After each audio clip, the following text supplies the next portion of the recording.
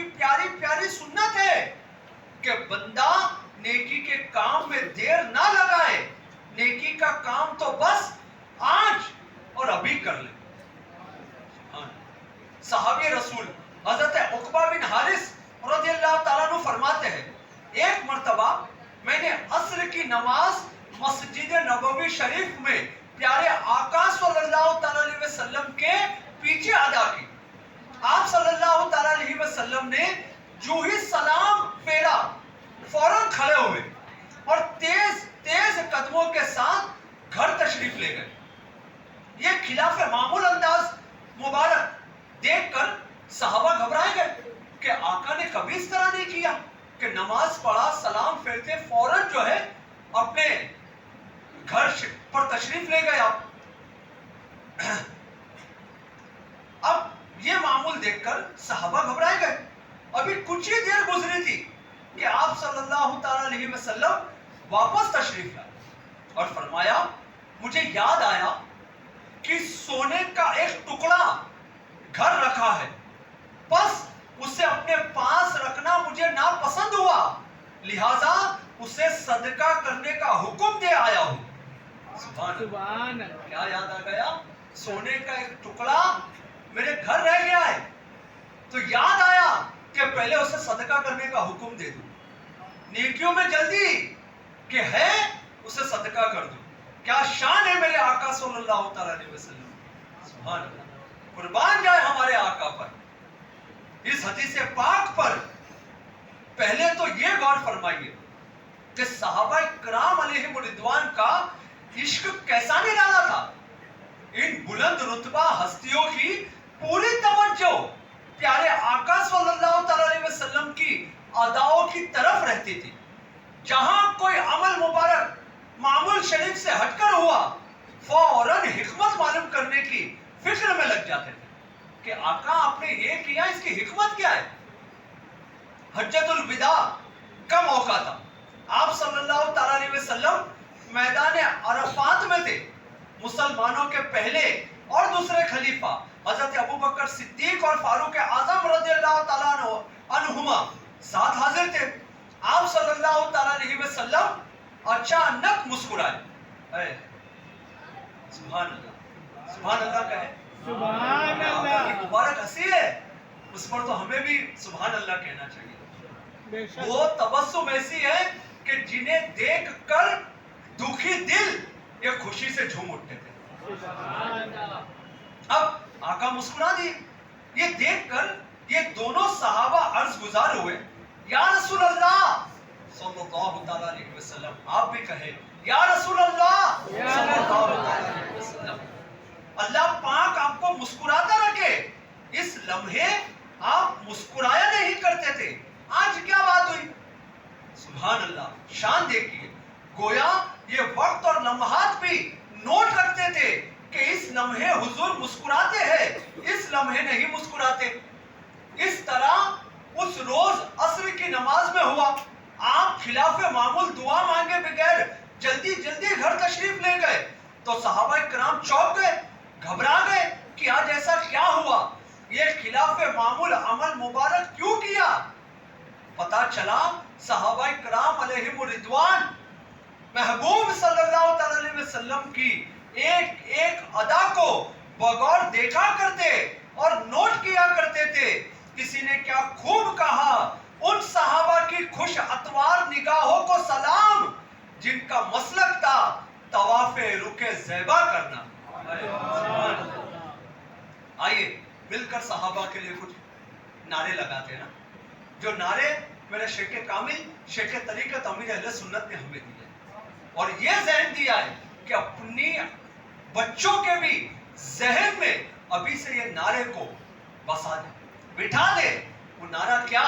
ہر صحابی نبی جنتی جنتی، سب صحابیات بھی جنتی جنتی، چار یاران نبی جنتی جنتی، حضرت صدیق بھی جنتی جنتی، اور عمر فاروق بھی جنتی جنتی، عثمان غنی جنتی جنتی، فاطمہ اور علی جنتی جنتی، ہے حسن حسین بھی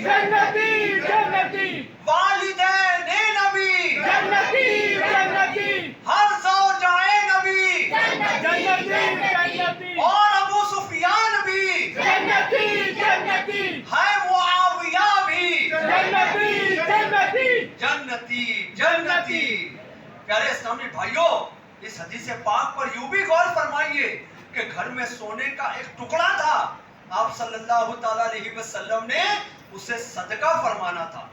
یہ بھی تو ممکن تھا کہ نماز کے بعد معمول کے مطابق تشریف رکھتے، دعا فرماتے، صحابہ کرام سے ملاقات ہوتی، پھر سونا صدقہ کر دیا جاتا، مگر آپ صلی اللہ تعالی علیہ وسلم نے ہمیں تعلیم دی، صدقہ فرمانے میں ذرا بھی دیر گوارا نہ فرمائی، فوراً صدقہ کر دیا۔ ہمیں صدقہ کرنے میں جلدی کرو، یہ حکم دیا گیا، کیونکہ دل یہ منقلب ہوتا رہتا ہے، شیطان وسوسے ڈال دیتا ہے۔ یہ دل کو قلب اسی لیے کہتے ہیں کہ یہ منقلب ہوتا ہے، یہ بدلتا رہتا ہے۔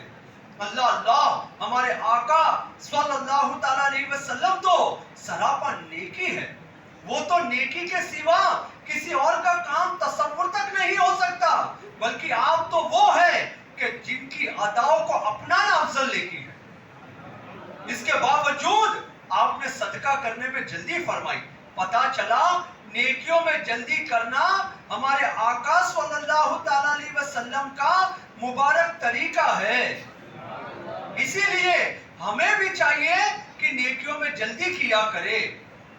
اللہ پاک کے نبی رسول ہاشمی صلی اللہ تعالی علیہ وسلم کا فرمان ہے، جس کے لیے بھلائی کا دروازہ کھول دیا جائے تو اسے چاہیے کہ لپک کر بھلائی کے لیے اس دروازے میں داخل ہو جائے، کیونکہ وہ نہیں جانتا کہ یہ دروازہ اس کے لیے کب بند کر دیا جائے گا، نہیں پتا کب بند کر دیا جائے گا۔ جیسا موقع ملے ویسا نیکی کر لینی چاہیے۔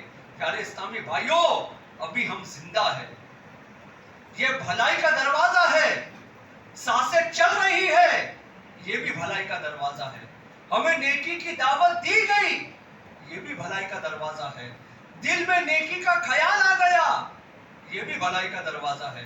اب ہمیں چاہیے کہ لپک کر اس دروازے میں داخل ہو جائے، یعنی فوراً سے پہلے نیکی کر ڈالے، کچھ دیر بعد کل پرسوں پر نہ ڈالے، کیا خبر کب یہ توفیق چھین لی جائے، نہیں جانتا بندہ اس سے توفیق کب چھین لی جا سکتی ہے، کیا بات ایسی ہو جائے کہ اس سے توفیق چھین لی جائے۔ ہمارے یہاں ایک معاملہ ہے، ہم لوگ دنیا کے کاموں میں بہت زیادہ جلدی کرنے کی کوشش کرتے ہیں اور آخرت کے معاملے میں دیری کرتے ہیں۔ حدیث پاک میں ہے، اطمینان ہر چیز میں ہے سوائے آخرت کے کام کے، ہم اس کا الٹا کر رہے ہیں۔ حدیث پاک میں کیا ہے؟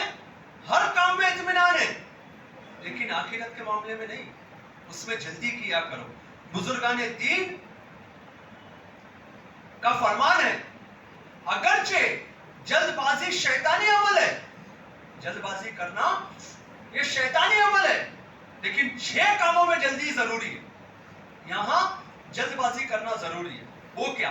پہلا، نماز کی ادائیگی میں جب اس کا وقت ہو جائے، اب دیری نہیں کر سکتا بندہ، اب بندہ سوچے کہ میں جو ہے وہ دیری کروں تو یہ نہیں چلے گا۔ نماز قضا کرنا یہ گناہ ہے، کبیرہ میں سے گناہ۔ آج بندہ سوچتا ہے نماز قضا کرنا نہیں ٹھیک، کوئی مسئلہ نہیں۔ رشتہ دیکھتے ہیں نا جب اپنی بچی کے لیے، ساری چیزیں پوچھتے ہیں، جاب کیسا ہے، کاروبار کیسا ہے، لڑکا کیسا ہے۔ اگر کوئی بتا دے نا ہاں سب اچھا ہے، بینک بیلنس ہے، بہت بڑا کاروبار ہے، نماز نہیں پڑھتا، اچھا ٹھیک ہے نا، نماز ہی نہیں پڑھتا، پیسہ تو ہے نا، بس اپنی بیٹی دے دینا۔ سب سے بڑا عیب تو یہی ہے کہ نماز نہیں پڑھتا۔ بے نمازی سے بڑا گناہ کیا ہے؟ علماء فرماتے ہیں بڑا گناہ ہے نماز قضا کرنا، اور ساری چیزیں دیکھتے اور نمازی ہے کہ نہیں، اس معاملے میں ہلکا لے لینا۔ یہ سوچ پیدا کرنی پڑے گی ہمیں کہ نمازی فرسٹ پرائیورٹی نماز اور عقیدہ۔ اپنی بچی کا رشتہ کرنا ہے، سب سے پہلے یہ دیکھیں اس کا عقیدہ کیسا ہے، عقیدہ درست ہے، اہل سنت پر اس کا عقیدہ ہے، نبی کے بارے میں اس کا کیا عقیدہ ہے، صحابہ کے بارے میں، اولیاء کے بارے میں، یہ چیک کرے اور یہ چیک کرے کہ نمازی ہے یا نہیں۔ اس کے بارے میں آگے کیا فرمایا؟ پہلا، نماز کی ادائیگی میں جلدی کرو.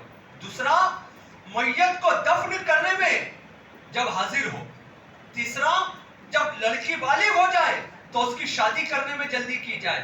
چوتھا قرض کو بھی جلد ادا کیا جائے. پانچواں جب مہمان تشریف لائے تو اسے کھانا جلد کھلایا جائے. اور چھٹا جب گناہ کا ارتکاب ہو جائے تو توبہ میں جلدی کی جائے. یہ 6 کام ایسے ہیں جس میں جلدی کرنا ضروری ہے. پچھلی امتوں کا واقعہ ہے. بنی اسرائیل میں 2 میاں بیوی تھے. دونوں بہت نیک اور عبادت گزار تھے. اللہ پاک نے اس وقت کے نبی علیہ السلام کے ذریعے ان کو پیغام بھیجا کہ تمہیں جوانی میں یا بڑھاپے میں مالداری عطا کی جائے گی. یعنی کہ کیا حکم ہوا؟ یا تو تمہیں جوانی میں یا تو تمہیں بڑھاپے میں، دونوں میں سے کسی ایک میں تمہیں مالداری عطا کی جائے گی. یہ فیصلہ تم کر لو کہ جوانی میں مالدار ہونا ہے یا بڑھاپے میں مالدار ہونا ہے. یہ ان کے لیے حکم آ گیا. توجہ سے سنیں. دونوں سوچ میں پڑ گئے.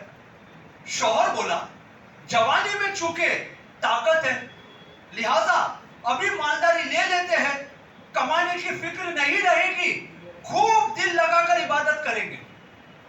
کتنی پیاری سوچ کہ جوانی میں لے لیتے مالداری، فکر نہیں رہے گی کمانے کی تو دل لگا کر عبادت کر سکتے ہم، ہے نا. فکر معاش بد بلا، اعلیٰ حضرت نے سمجھا دیا اس کے بارے میں. فکر معاش بد بلا، کھولے معاد جا گزا، لاکھوں بلا میں پھنسنے کو روح بدن میں آئی. بندے کے بدن میں روح آ گئی. اب کتنی پریشانی اس کے ساتھ، کتنے جھنجٹ لگے ہوئے. کمانا بھی ہے، گھردار بھی چلانا ہے، پیسے کی پریشانی، قرض داری، بے روزگاری، اتنے معاملات ہیں. لیکن جس سے پہلے ہی مالداری مل جائے اور اس کا ذہن بھی نیکیوں والا ہو تو وہ تو یار بہت اچھا ہے، تو میں نیکیاں کر سکتا. اب اس نے یہ کہہ دیا کہ فکر ہی نہیں رہے گی، خوب دل لگا کر عبادت کریں گے. اب بیوی نے کیا کہا؟ بیوی نے کہا عبادت کی اصل عمر تو جوانی ہے، ابھی مال سنبھالنے میں لگ جائے تو عبادت نہیں ہو پائیں گی. بیوی نے کہا اگر ابھی مالداری مل گئی جوانی میں تو مال سنبھالنے میں ہم لگ جائیں گے تو عبادت کیسے کر پائیں گے. بڑھاپے کی مالداری لے لیتے، اس وقت مال کی ہرس بھی زیادہ نہیں ہوگی اور کمانے کی فکر بھی نہیں رہے گی. یوں بڑھاپے میں عبادت آسانی سے کر لیں گے. دونوں کی سوچ اچھی، دونوں کی سوچ یہ نیکیوں پر تھی. اللہ پاک کے نبی علیہ السلام کی طرف وحی بھیجی کہ انہیں فرما دیجئے تم نے مال پر عبادت کو ترجیح دی. یعنی تم یہ سوچنے کے بجائے کہ مال کی ضرورت زیادہ کب ہے، یہ سوچ رہے ہو کہ عبادت میں آسانی کس صورت میں ہے. لہذا تمہیں جوانی اور بڑھاپے دونوں میں اللہ پاک نے مالداری عطا کر دی. دونوں میں سوچ بن جائے بندے کی اگر کہ میں پیسہ بھی کماؤں تو اس لیے کماؤں کہ اللہ پاک مجھے عبادت کے لیے میرے لیے آسانی پیدا ہو جائے. بڑھاپے میں بھی مالداری ہو، یہ ذہن ہو کہ بس اللہ پاک مجھے فکر معاش، یہ سارے کاروبار سے مجھے فارغ رکھے کہ میں زیادہ سے زیادہ اپنے رب کی عبادت کر سکوں. ہم جب نئے دعوت اسلامی کے ماحول میں آئے تھے نا تو ہمارے بڑوں سے ہم سنا کرتے تھے جو اللہ کے کاموں میں لگ جاتا ہے نا اللہ پاک اس کے کاموں میں لگ جاتا ہے. جس کی سوچ دین کی طرف ہو جائے نا اس کے دنیاوی کام آسان ہوتے چلے جاتے ہیں، اس کے دنیاوی کام بھی بنتے چلے جاتے ہیں.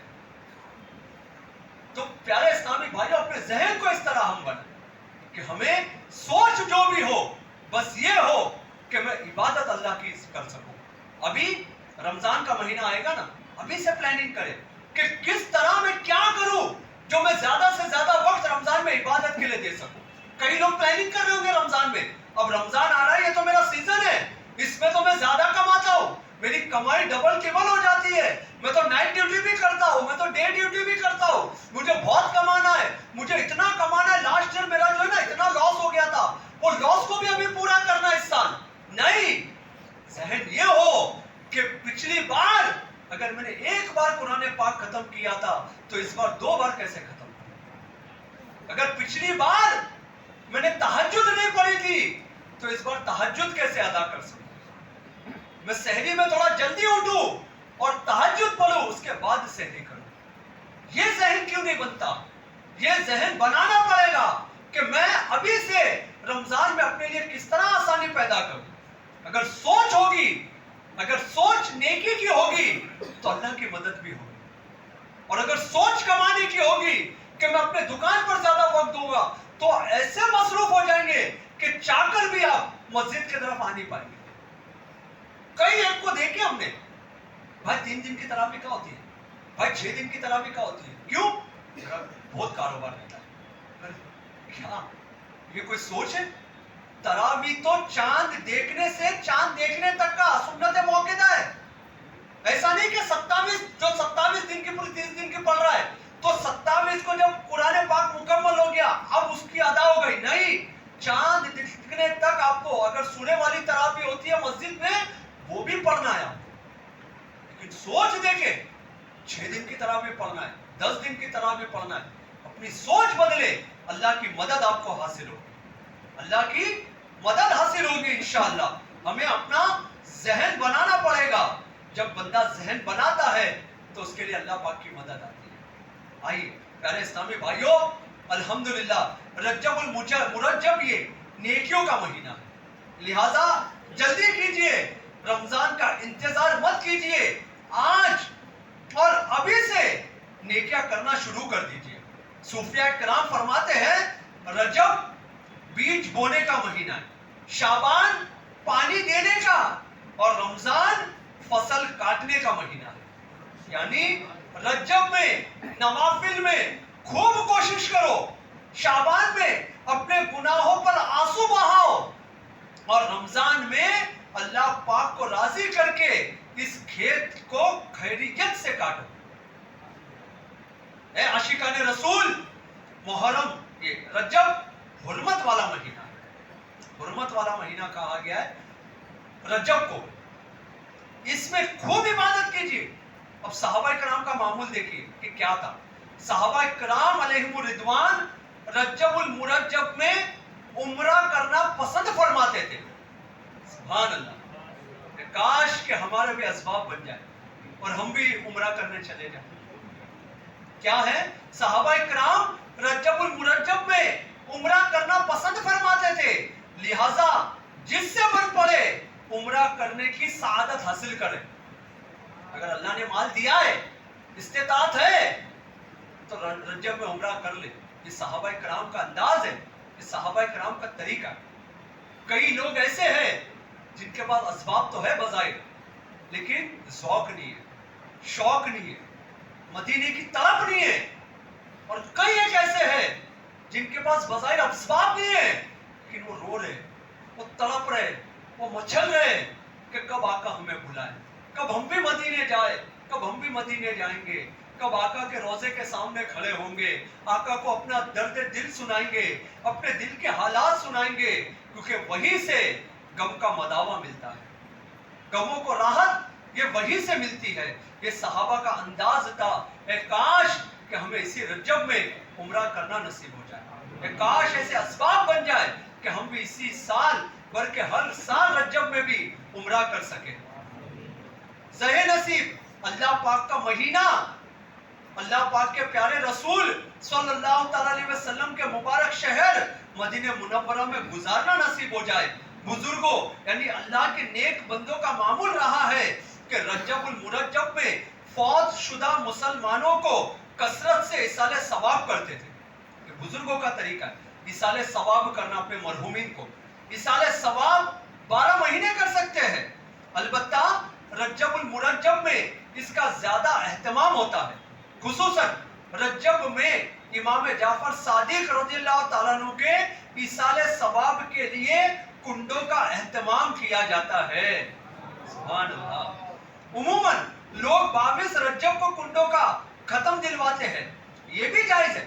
البتہ اصل میں کنڈوں کا ختم 15 رجب کو بنتا ہے، کیونکہ امام جعفر صادق رضی اللہ تعالیٰ عنہ کے وصال کے متعلق 15 رجب کا قول کیا گیا کہ آپ کی تاریخ وصال یہ 15 رجب ہے.